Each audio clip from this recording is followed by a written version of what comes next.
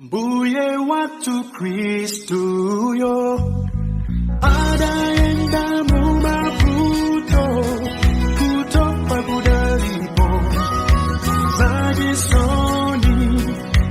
adaenda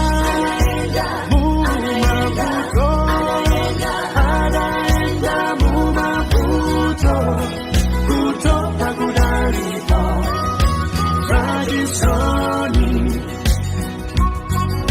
Adanganaye kwa Pilato kutia kaweluziwe Antu wonse adanena Pajikeni Adaenda Adaenda mu mavuto kutoka kudalipo Zadisoni Adam senze tamtandao eti kungana wokugologota Mbuye Yesu adanena akululukileni adaenda mu mavuto adaenda mu mavuto kutoka kudalipo Zadisoni adaenda mu mavuto adaenda mu mavuto kutoka kudalipo Zadisoni anamkomera pamtanda ziko linakwelezeka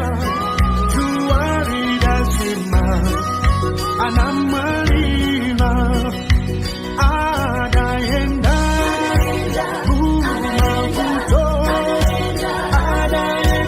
mu mavuto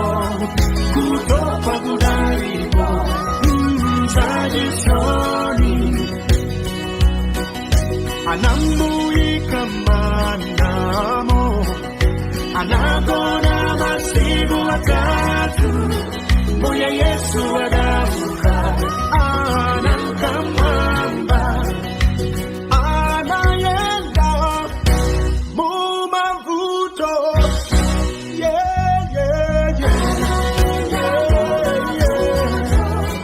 kutoka kudalipo Zadisoni anaenda mu mavuto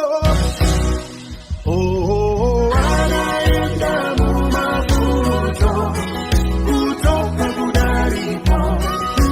Zadisoni adaenda mu mavuto ndimukonda Mbuye Yesu Idzalola kulangidwa